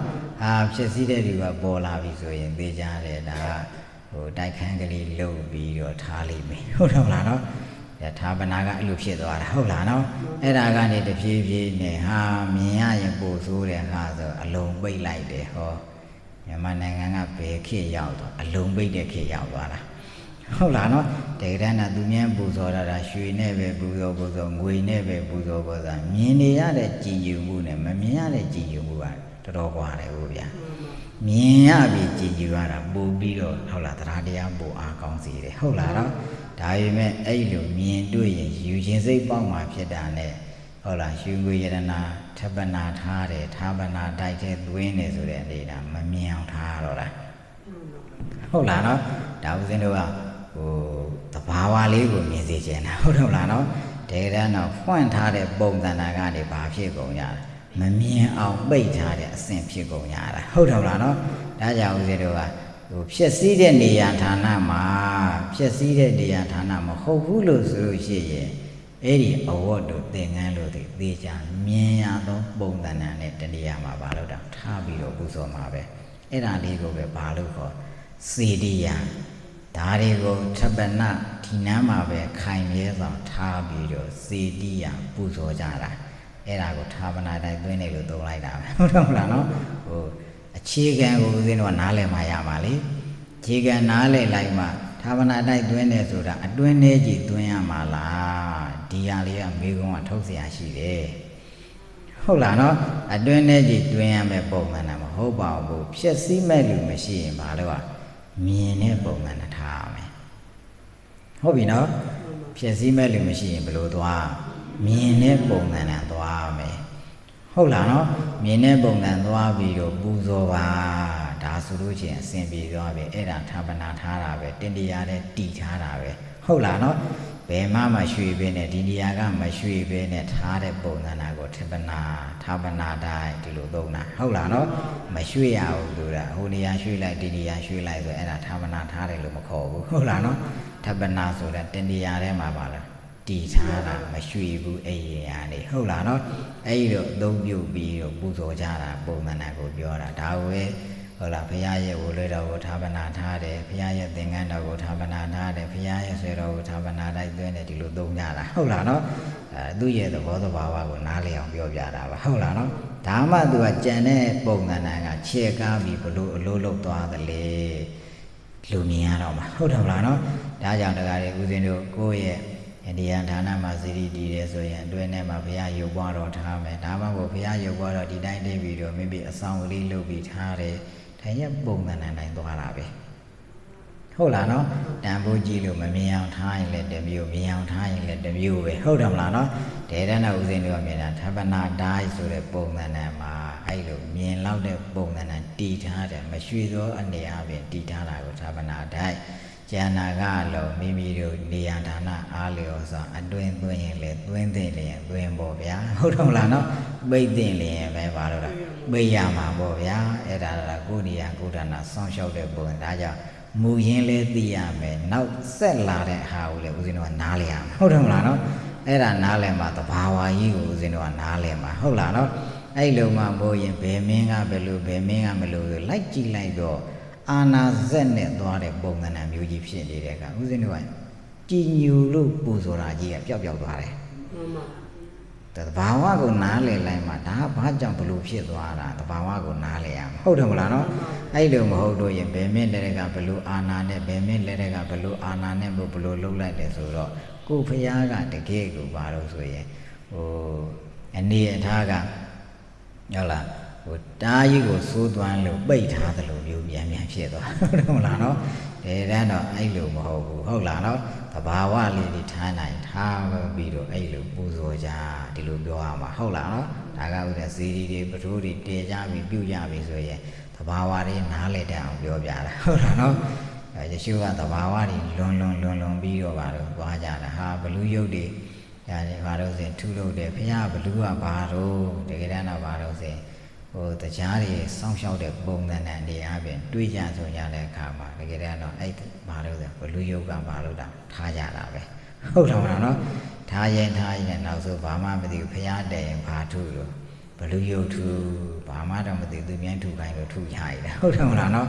ဘာရဲ့လို့ပါတော့ဆိုတော့ဘာလို့မသိဘူးဟုတ်တယ်မလားနော်ဒီလိုနဲ့သွားရင်ဒါကြောင့်ဘလူးယုတ်ပုံသဏ္ဍာန်ကနောက်မှသမိုင်းနေကြမှာရှိလာတာအရင်ချင်းပြန်ကြည့်တယ်ဆိုလို့ရင်တချို့ကဘာယုတ်မှမထားဘူးဟုတ်တယ်မလားနော်ကိုယ့်ရဲ့ရိုးရံပုံသဏ္ဍာန်လေးပဲပါတော့ထားလိုက်တယ်တချို့ကြတဲ့ညောင်ရဲပုံလေးဆွဲထားတယ်ဘုရားရဲ့သင်္ကေတအဖြစ်ဆိုပြီးလို့လုပ်ကြတယ်ဟုတ်တယ်မလားနော်အဲ့ရောဘလူးယုတ်ရှိတယ်လားမရှိတယ်ဘူးလားဒါကတော့ကိုယ့်ရဲ့စိတ်ထဲအတိုင်းပဲသွားပေါ့ဗျာဟုတ်တယ်မလားနော်အေးဒီနန်းဒီများဒါကအထက်ဘုံဘလူးမဖြစ်သေးကမို့ဒီနန်းများဘုံမစိုးနန်းများရှိခဲ့ရင်ငါဘုရားလေးမပြည့်စည်အောင်စောင့်ရှောက်ကြပါလို့သူတို့ကိုစောင့်ရှောက်ခိုင်းတဲ့ပုံသဏ္ဍာန်ဖြင့်သင်္ကေတအမှတ်ပြုပြီးတော့ဒါကပြုလုပ်တယ်ဆိုရင်လည်းသင်လျော်တာပဲဟုတ်တယ်မလားနော်မင်းတို့စောင့်ရှောက်တော့မင်းတို့ကုသိုလ်ရတာပေါ့ငါတည်ပေးမယ်ဟုတ်တယ်မလားနော်ငါ တေပြီးတဲ့ကုသိုလ်ယူမယ်ကွာမင်းတို့ကလည်းမင်းတို့ငါတည်ထားတဲ့အပေါ်မှာမင်းတို့နေရာများရှိခဲ့ရင်ဒါမင်းတို့ဒီဘုရားသည်မင်းတို့ရဲ့နေရာလည်းဖြစ်တယ်စောင့်ရှောက်ရင်ကုသိုလ်လည်းဖြစ်တယ်ကွာလို့ပြောရင်သူလည်းအကျိုးရှိတာကိုယ်လည်းပါဖြစ်သွားအကျိုးရှိသွားတာဒါအကျိုးရှိအောင်သုံးချခိုင်းတာပြောတာနော်အတင်းအဓမ္မရင်ငါမင်းမို့ဘာမို့ပဲများစောင့်ဖို့စောင့်ရှောက်မယ်ဒီလိုပုံစံမျိုးသွားရင်မတရားတာကြာဟုတ်လားနော်ဒါလေဦးဇင်းတို့ဥစ္စာဆောင်တွေဘာတွေတွေ့တယ်ဘယ်သူကစောင့်ရှောက်ဘယ်သူကဘလို့လုပ်တာဟာအဲ့ဒါဆိုလို့ရှိရင်ဒါမတရားတာကြာတယ်ဟုတ်တယ်မလားနော်မကျွတ်လို့တဲ့ပုဂ္ဂိုလ်အနေဒါဖြစ်လို့မလို့မကျွတ်လို့သေးဘူးဆိုရင်ဒီနားမှာနေကြနေပြီးဘုရားကိုတက်နိုင်ဘက်ကစောင့်ရှောက်ကြစောင့်ရှောက်ရင်းနဲ့ဒီကုသိုလ်ယူကြဒီလိုလားပါဟုတ်တယ်မလားနော်သူတို့ကဒါကိုစောင့်ရှောက်ရင်းနဲ့ကုသိုလ်ယူပြီးတော့မင်းတို့ကကျွတ်လို့ပုံငဏ္ဍမျိုးဖြစ်သွားရင်ကျွတ်လို့အောင်သုံးချကြဒီဘုရားကိုပူဇော်ခြင်းစောင့်ရှောက်ခြင်းဖြင့်မလုပ်ကြဘူးကိုယ်ဘဝကိုယ်ခန္ဓာကျွတ်အောင်လုပ်အောင်မလုပ်တာပြုလုပ်ကြဘုရားတည်တဲ့ပုံကဒီလိုဖြစ်ရမှာနော်သူ့ကိုအတင်းအဓမ္မကြီးစောင့်ရှောက်ကြပြုကြနဲ့ဥစ္စာဆောင်ပုံသဏ္ဍာန်မျိုးနဲ့အဲ့လိုအလုံးမလုပ်ခဲ့ရဘူးအဲ့ဒါဆိုရင်ဦးဇင်းတို့ကြည်လိုက်တယ်ဆိုရင်သူတို့ဘာကိုဗာပေးရတဲ့တူတူပဲဒုက္ခပေးတာနဲ့တူတူပဲဇေဒီတဲတာကုသိုလ်ရအောင်တဲတာသူများဒုက္ခပေးဖို့တဲတာဟုတ်ရဲ့လားမဟုတ်ဘူးဒါလည်းသိရမယ်ဟုတ်တယ်မလားနော်ဒီနေ့မှမင်းတို့ရှိခဲ့တယ်စောင့်ရှောက်ခြင်းဖြင့်ကုသိုလ်ယူပါဒီလိုသွားမှာနော်စောင့်ရှောက်ခြင်းဖြင့်ဘာယူရကုသိုလ်ယူရပါဒီလိုသုံးမှသူ့အတွက်ဘာလို့တာတန်ဖိုးရှိသွားမယ်ကုသိုလ်ရသွားမယ်ဒါဦးဇင်းတို့လောကမှာရှိနေတဲ့ပုံစံလေးကိုဦးဇင်းတို့ဘာသာရေးပဲပြောပြတာနော်လွဲသွားရင်သူကအခြားကြောင်းရာဖြစ်သွားရင်ဒါတွေကမရှိဘူးလားဆိုရှိကြတယ်လေဟုတ်တယ်မလားနော်ဘလောက်ပဲအမြဝေဝေသူအာကုသိုလ်သဘောရပဲဒါဗိမိသာရမင်းကြီးရဲ့ဒါဆွေတော်မျိုးတော်ဆိုရင်နော်ဘုရားရှင်အဆက်ဆက်ကနေပြီးမကျွတ်လွတ်လိုက်တာနောက်ဆုံးဘောရမဘုရားလက်ထက်မှာပါလို့တော့ကျွတ်တာဟုတ်တယ်မလားနော်ဘုရားတွေကြောလာခဲ့တယ်သူတို့ကျွတ်တန်းဝင်ရလားမဝင်ဘူးနော်ဟုတ်တယ်မလားနော်အဲ့လိုပဲတချို့ကပြိတ္တာဘဝရောက်သွားပြီဆိုရင်ဘာမလုပ်ကြဘူးတော်တော်နဲ့ပါတယ်လို့မကျွတ်ကြဘူးအဲ့တော့ဒီနေရာဒီဌာနပတ်ဝန်းကျင်ရှိတယ်ကြစောင့်ရှောက်ခြင်းဖြင့်နေကြစောင့်ရှောက်ခြင်းဖြင့်နေကြကုသိုလ်ဖြစ်အောင်နေကြလို့သုံးလိုက်တော့သူ့မှာဘာဖြစ်သွားကုသိုလ်တွေတက်သွားတယ်အဲ့ဒါဘုရားတကဘုရားမှာကစောင့်ရှောက်လိုက်တဲ့ပုံစံနဲ့ပဲဒီလိုပဲသွားမယ်ဟုတ်တယ်မလားနော်အဲ့ဒါကြမှာသူလဲကုသိုလ်ရာကိုယ်လဲပါတော့ကုသိုလ်ရာဒီတိုင်းအမိတ်အာဏာနဲ့တော့ဘယ်တော့မှသူများကိုဒုက္ခရအောင်မှာတော့မလုပ်ဘဲနဲ့ကုသိုလ်ကြောင့်အကုသိုလ်မဖြစ်စေနဲ့လို့ပြောတာပေါ့ဗျာဟုတ်တယ်မလားနော်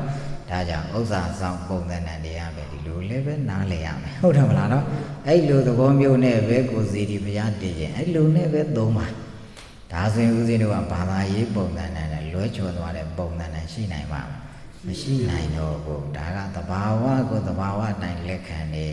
ကိုယ့်ရဲ့သွားတဲ့ကုသိုလ်ဘက်ကိုတဲ့အားလုံးကိုမလုပ်တာစောင့်ခြင်းပေးလိုက်တယ်ဟုတ်လားနော်ဒါကြောင့်မမြင်ရတဲ့တတ္တဝါကိုမမြင်ရတဲ့အတိုင်းကိုကစောင့်ရှောက်နိုင်တဲ့စွာတတ္တိဘက်ကနေပါတော့စောင့်ရှောက်ကြရဟုတ်လားနော်ဒါကြောင့်မြင်ရတဲ့ပုဂ္ဂိုလ်တွေကတော့ဟောဒီဘုရားကြီးကိုဖူးပြီးတော့ဝတ်သုံးချိန်လေးမှခြားကြဓမ္မဘုဒီဘုရားကြီးကိုဝတ်သုံးချိန်မခြားဖြစ်တော့မှအဝေးကနေလှမ်းကြည့်မြင်ရတယ်ဆိုရင်ဟာဘုရားကြီးကဆိုပြီးတော့ဒီလိုလေးစိတ်ကလေးတစ်ချက်ဖြစ်လိုက်ရင်သူတို့အတွက်ကုသိုလ်ပဲငါဇေဒီတရားတာဒီဟာလေးရဲ့ကစားငါဇေဒီကိုအကြောင်းပြုပြီးသူတို့ကုသိုလ်တွေရသွားကြတယ်ဒါမြင်ရတဲ့တတ္တဝါတွေကိုအဲ့လိုစောင့်ရှောက်တယ်လို့မမြင်ရတဲ့တတ္တဝါတွေလို့တဲ့အဲ့လိုဘာလို့စောင့်ရှောက်လို့တဲ့စိတ်တက်နဲ့ပါဝါပြရတယ်ဟုတ်လားနော်ဒါကမြင်အပ်မမြင်အပ်နှစ်ရက်များစွာတတ္တဝါဆိုပြီးတော့ဘလို့မှမသိပဲဖြစ်တယ်ရောပဲဟုတ်လားနော်မေတ္တာတော့ပို့ပါရဲ့ဘလို့စောင့်ရှောက်တာလေးဆိုတဲ့အနေအထားမှာဒါကဘုရားတကဘုရားအမဆိုပြီးတော့နာမည်လူချင်းလို့ဆိုတဲ့ပုံစံနဲ့ဘယ်တော့မှမသွားနဲ့ဟုတ်လားနော်ဒီဇေဒီတည်တဲ့အတွက်ကြောင့်ကုသိုလ်တွေမရသေးတဲ့ပုဂ္ဂိုလ်တွေအနေထားကိုဒါလေးကြည့်ပြီးကုသိုလ်ဖြစ်သွားကြတယ်အဲ့ဒါလေးကိုဦးဇင်းတော်မေတ္တာကအဲ့မှာသွားကပ်ပေးတယ်ရဟုတ်လားနော်မမြင်ရတဲ့တတ္တဝါတွေလည်းပဲဒါလေးကိုစောင့်ရှောက်ခြင်းပဲသူတို့ကုသိုလ်ယူချသွားတယ်ဒါလေးကိုဦးဇင်းတော်လှမ်းမြင်ရမှာဟုတ်လားနော်အဲ့လိုမြင်လိုက်တဲ့အခါကျတော့မေတ္တာသုတ်တံမြင်အပ်မမြင်အပ်နှစ်ရက်များစွာတတ္တဝါချမ်းသာကိုယ်စေပါတယ်တော့ရပါစေဆိုတာအဲ့ဒါမှဖြစ်မှာဟုတ်တော့လားနော်ဒ လူဒန်းနာသည်ဒါနကုသိုလ်သွားတယ်အဲ့လိုဆောင်းလျှောက်ကုသိုလ်ရစေခြင်းတို့လှုပ်ပေးတာသည်ကိုယ်မှာမေတ္တာစွမ်းအနေထားဖြင့်အများကြီးရတယ်ဒါကိုလောကတ္တစရိယလောကကိုဘလို့ဆောင်းလျှောက်ပြီးတော့ကြင်ကြံကြိုးကိုအားထုတ်တယ်လေဆိုတာအဲ့ဒါကနေသွားတာဗျဟုတ်လားနော်ဒါအလုံးလုံးပေါ်ချင်းရဒါလေးကိုသိမြင်ပြီးတော့သဘောပေါက်အောင်ပြောပြတာဟုတ်လားနော်ဒါကြောင့်ဒုသစီရီဒါသူ့ဘောင်သူဘာလို့ဆိုရင်ဖြည့်စည်းမဲ့လို့မရှိရင်ပဲဒီတိုင်းလေးတည်ပြီးတော့တီးပြီးတော့ပူဇော်လိုက်မယ်ဒါကိုသာမဏေထားတီးကျင်အောင်ထားပြီးပူဇော်တယ်လို့မှတ်ရောက်အောင်လေသွားဟုတ်လားနော်ဂတိကာရဗြဟ္မာမင်းတို့ရဲ့အနေထားသာဂတိကာရဗြဟ္မာမင်းကြီးကသူတို့ပူဇော်တယ်ဆိုရင်ဒါကဟုတ်လားနော်ကတ္တဗဂေါရမကတ္တဗဆိုတဲ့ကတ္တဗဘုရားရှင်လက်ထက်မှာတောင်မြက်ဘာလို့ဆိုရင်နော်အပေါ်မှာဘာလို့ဆိုရင်နောက်ဆုံးသာသနာနောက်ပိုင်းရောက်တဲ့အခါမှာငါတို့တော့ဓမ္မတဖို့တော့ရမှာဖြစ်မှာဆိုပြီးတော့အဲ့မှာအသက်ဆွန့်ပြီးတော့တောင်ကပြက်ပေါ်မှာတရားကျင့်ကြံကြိုးကိုအားထုတ်ကြလားဟုတ်လားနော်အဲ့ပေါ်ဟုတ်လားနော်ဟိုထပ်ပင်တက်တဲ့လေကားကြီးအရှိကြီးနဲ့တက်ပြီးအကုန်လုံးရပြီဆိုမှငါတို့ဘယ်မှမသွားဘူးဇံပင်ញင်ရလို့ဇံပင်ញင်ရတယ်ဆိုမှငါတို့အောက်ဆင်းမယ်အနည်းဆုံးတော့ဇံပင်ញင်ကတော့ရကိုရမယ်မရတဲ့သေပါစီကွာဆိုပြီးတော့အဲ့လိုတက်ကြည့်ပြီးမှဖြစ်သွားတာဟုတ်လားနော်အဲ့လိုဖြစ်သွားတာဒီသမိုင်းပုံသဏ္ဍာန်သွားမယ်တော့ဝိပဿနာသမဏဝိပဿနာဆိုတဲ့သဘောတရားအနေအချင်းလေတကယ်ရေရွှွှင်ရွှင်ကျင့်မှဒီဘဝဒီကံနာပုံသဏ္ဍာန်မျိုးရတာပါလားဆိုတဲ့အနေအထားကိုလည်းပဲဒီသမိုင်းကလေးကြည့်ပြီးဥစဉ်တော့သဘောပေါက်နားလည်ရမှာဟုတ်လားနော်ဒါကြောင့်ဒါတွေပုံသဏ္ဍာန်လေးတွေလည်းဥစဉ်တော့သဘောပေါက်နားလည်ရဒါကကျင့်ရင်အားထုတ်ရင်းနဲ့သမိုင်းကိုကြည့်ရောက်အောင်လဲသွားဒါဆွမ်းအားတတိကိုကြည့်တယ်ဟောဒါလေးတွေကစပြီးတော့လူတယောက်ရဲ့အမှတ်သင်္ကေတရဲ့လောကကြီးကိုချမ်းသာအောင်ပြုလုပ်တဲ့ပုဂ္ဂိုလ်ရဲ့အနေထားတွေကိုတဲ့သူ့ရဲ့အဝတ်အစားသင်္ကေတကလေးကိုပြငါတို့ကပူဇော်ထိုက်လေးစားထိုက်တဲ့ပုံသဏ္ဍာန်ကဒီတိုင်းသွားတာပါလားဆိုတာလည်းပဲလေ့လာခွင့်ရတယ်ဟုတ်လားနော်ဒါကြောင့်ဒီနေ့ခေတ်မှာတချို့သောပုံသဏ္ဍာန်မှာအများကိုဟုတ်လားနော်တန်ဖိုးရှိတဲ့ပုံသဏ္ဍာန်မျိုးအလုပ်လုပ်ပေးတယ်အသက်ဆွန့်ပြီးအလုပ်လုပ်ပေးတယ်ဒါဆိုလို့ရင်ဦးဇင်းတို့ကဘာလို့ဆိုရင်လေးစားထိုက်တဲ့တန်ဖိုးထားလိုက်တယ်ဆိုတဲ့အနေအထားကိုလည်းပဲဒါဘုရားကပြတဲ့သမိုင်းကအဲ့မှာလာတယ်ဟုတ်တယ်မလားနော်ဒါကတန်ဖိုးထားတဲ့တန်ဖိုးထားကြတယ်ဆိုတဲ့အနေအထားကိုမြတ်စွာဘုရားသည်ဘုရားမဖြစ်စေကံဘုသူဘုရားဖြစ်ဖို့အတွက်ပါရမီပြည့်ရဲ့အနေအထားတရားတွေလောကကြီးကိုကျင့်ဆောင်ထားတဲ့ပုံသဏ္ဍာန်တွေရဲ့ဘုရားရဲ့စိတ်သက်တည်ဘာလို့လားကြည်ညိုခြင်းနဲ့လေးစားထိုက်တယ်ပူဇော်ထိုက်တယ်အဲ့လိုကြောင့်ဘာလို့ကြပူဇော်ရဆိုတဲ့အနေအထားကိုလည်းပဲဒါကသမိုင်းကပြီးတဲ့ကိုယ့်အတွက်ရလာတဲ့ရလာတဲ့လူသိရမှာပေါ့ဗျာဟုတ်တယ်မလားနော်ဒါကြောင့်လောကမှာတရားဌာနမှာအဲ့လိုတန်ဖိုးရှိလောကကြီးကိုသုံးခဲ့ကြတယ်ဆိုရင်အဲ့ဒီပုဂ္ဂိုလ်ကိုအမှတ်တရပြန်ဘာလို့ကြလေးစားတယ်ပူဇော်တယ်ဒီလိုလုပ်ကြတယ်လို့မှန်ဟုတ်တယ်မလားနော်ဒါကကိုယ့်ရဲ့ဘုရားကိုလည်းပဲအဲ့လိုသဘောပေါက်လို့ကျန်တာလေးပဲဟောဒါလေးပဲဝေဆိုကြလို့မိသားစုမှာအမေဖေးသည်တန်ဖိုးထားပြီးတော့တန်ဖိုးရှိတယ်ဆိုရင်ဒါလေးစားကြတန်ဖိုးထားကြဟောဒါလည်းပဲသူကသင်္ကေတထားဓာတ်ပုံလေးပဲဖြစ်ဖြစ်အားကြောင့်စင်တူပုံသဏ္ဍာန်ဖြစ်ဖြစ်ထူလုပ်ပြီးတော့လေးစားတဲ့တန်ဖိုးထားတယ်ဟောသူ့မိသားစုအတွက်အကျိုးပြုတဲ့အတွက်ကြောင့်သူတို့ဒီလိုလုပ်ပြီးပူဇော်ကြတယ်လေးစားကြတယ်ဒါလေးအစားဦးဇင်းတို့နားလည်သွားမှာ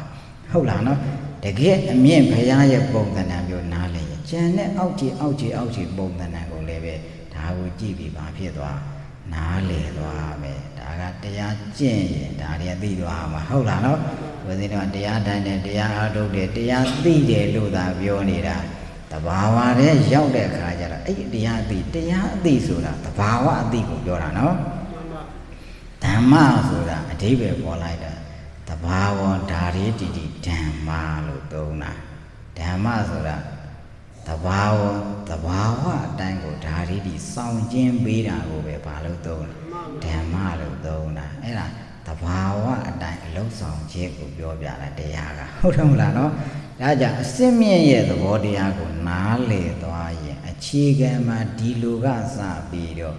ကိုယ့်အိမ်ကိုယ်နေရကိုယ်ဌာနအမိဘကိုတန်ဖိုးထားတယ်ပူဇော်ကြတယ်ဆိုတဲ့ပုံသဏ္ဍာန်ကစပြီးစေတိယဆိုတဲ့အဓိပ္ပာယ်ကိုအကုန်နားလည်ရမယ်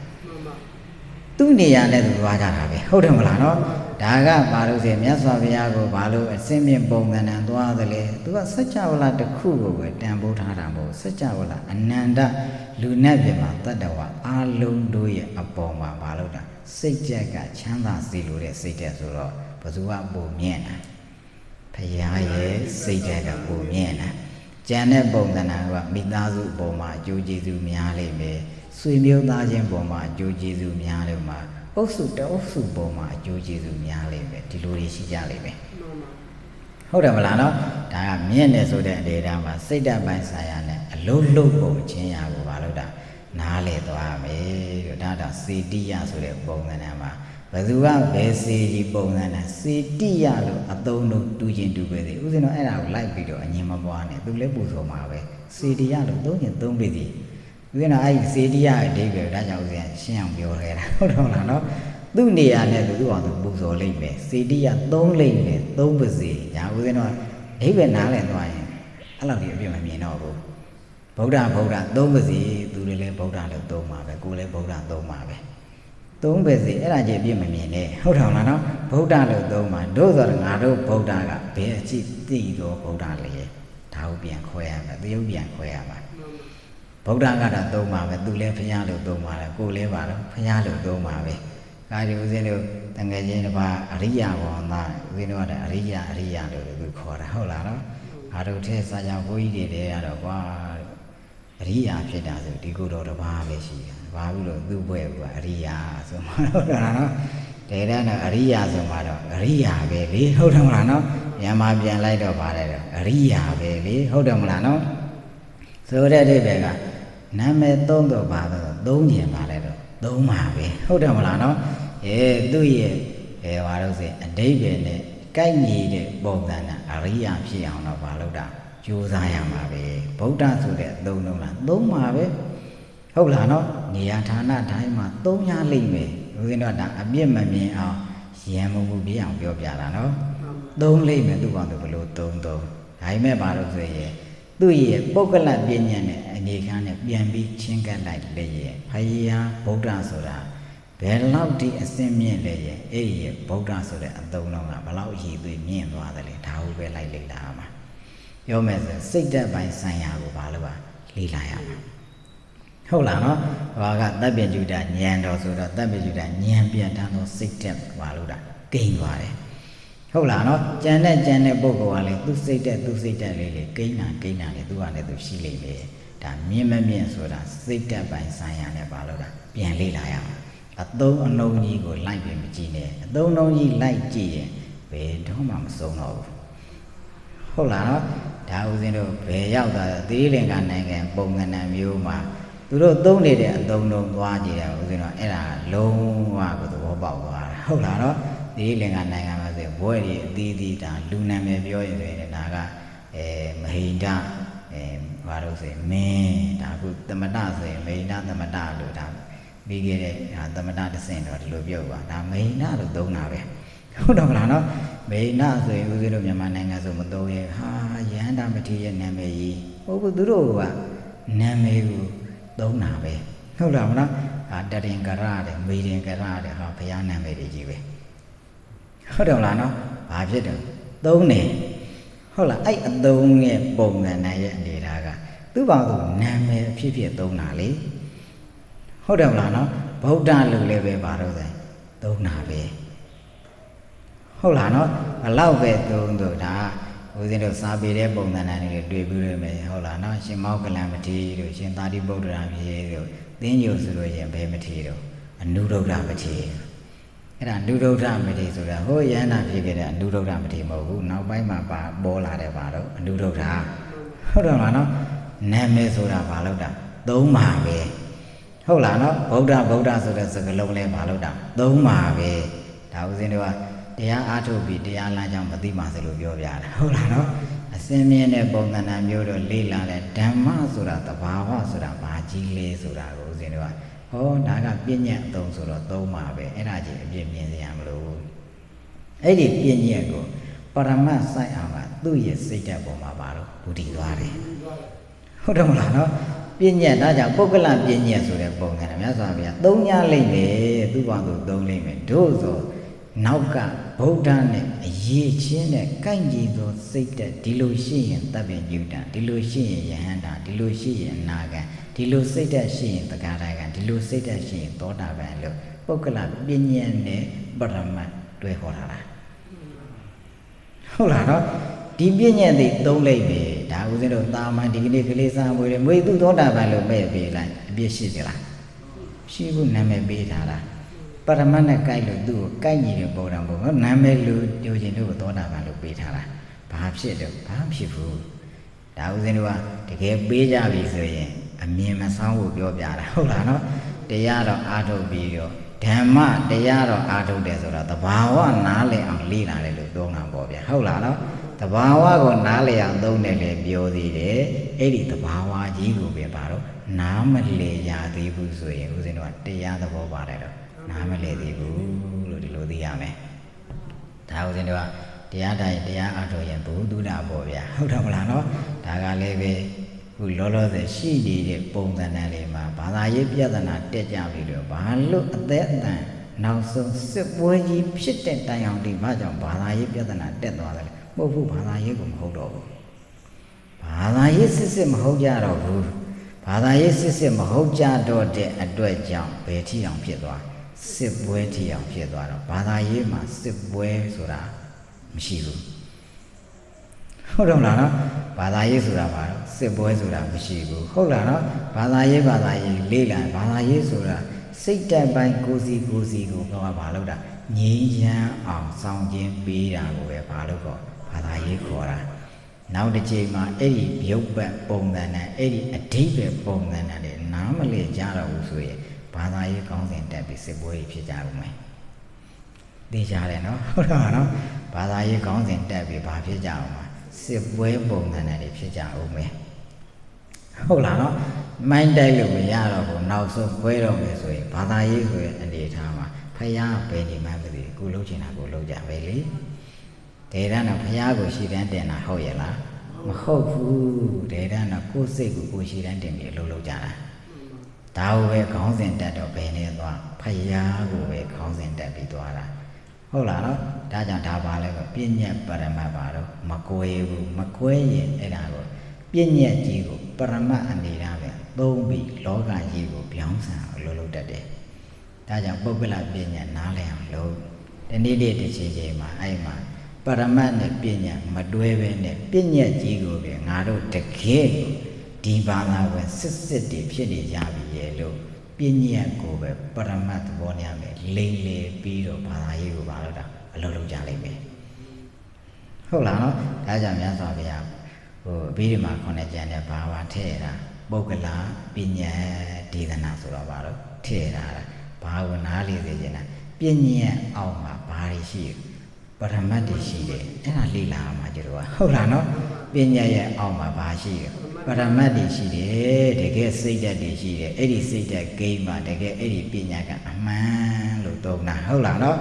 အဲ့ဒီလိုမဟုတ်ဘူးစေနောက်ကစိတ်ဓာတ်ကဘာသာရေးစိတ်ဓာတ်ဘာတစ်ခုမှမရှိဘဲနဲ့ခေါင်းစဉ်ကြီးကတက်နေရင်အဲ့ဒါပညာတက်ပဲလို့ဒီလိုနားလဲစေချင်တာဟုတ်လားနော်ဒါကြောင့်ကျင်ရင်အားထုတ်ရင်နဲ့ဒါလေးရစာပါလို့တာနားလဲသွားရမယ်လို့ဗျဟုတ်လားနော်ဒါကြောင့်ဒါဒီနေ့ဒုဒ္ဒဇေဒီပုံသဏ္ဍာန်ဒါပညာပရမသဘောတရားနားလဲအောင်ပြောပေးတယ်ဟုတ်လားနော်ကိုယ့်အတွက်ဘာကြံရမလဲဒါဂတိကာရဗျမသူတို့အလိုလုပ်တဲ့ပုံသဏ္ဍာန်တွေကိုနားလဲလို့ရင်သူတို့ဖြစ်ချင်ရင်တော့ငါတို့ဘာလို့တာသူတို့ကျင့်မှရမှာပဲဒါတွေကစနားလဲရမှာပေါ့ဗျာဟုတ်တယ်လားနော်တရားမရဲ့စည်းစိမ်ကြည့်ရင်ဆိုရင်သူတို့လိုချမ်းသာခြင်းတော့သူတို့လိုငါတို့တာတော့ကျင့်မှအားထုတ်မှရမှာပဲလို့ဒါကိုမြင်ချင်းကြည်ချင်းတကယ်တော့အကျိုးတရားကြည်ပြီးတော့ဦးဇင်းတို့ရဲ့တဏ္ဍာမှာအကြောင်းတရားတွေကိန်းလာနိုင်အောင်ကျင့်ကြံကြိုးကိုအားထုတ်ပေးရမယ်လို့ရနော်ဒါကြောင့်ဒီကနေ့ဥပနေသေးရအကမအကမဌာနစရိယမောင်တော်မေစဉ်တော်ရဆရာတော်ဘုရားကြီးတို့ဤ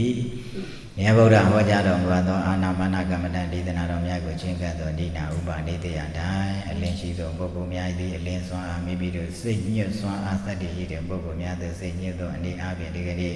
ဗန္ဓုကပလမြတ်ကြောင့်ဘုရားရဲ့ပင်လည်းကတိပြည့်ရဲ့ Yama Bima, Olana, Yama Mimi, and Google did do that city, and the W Mimido, Mayaya on Dwajin so that Jim, Mimi, and Jin so that Jim, Mimi, you sit down by Saya. Kayam and the body and sit there go live. They died on a year, Jimmy and P. out the duty and the Madi, Pienya, Dews or Mega de Ado,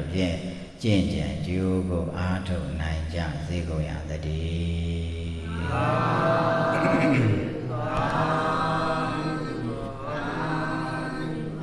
Maybe you change and you go out to Madi Buzo, so I do wait and not know my Abuzo is soon down Yan and baby Chow. Imaya Dhamanu Dhamapati Patiya Lodham Buzebi Imaya Dhamanu Dhamapati Patiya Dhammam Buzebi Imaya Dhamanu Dhamapati Patiya Dhammam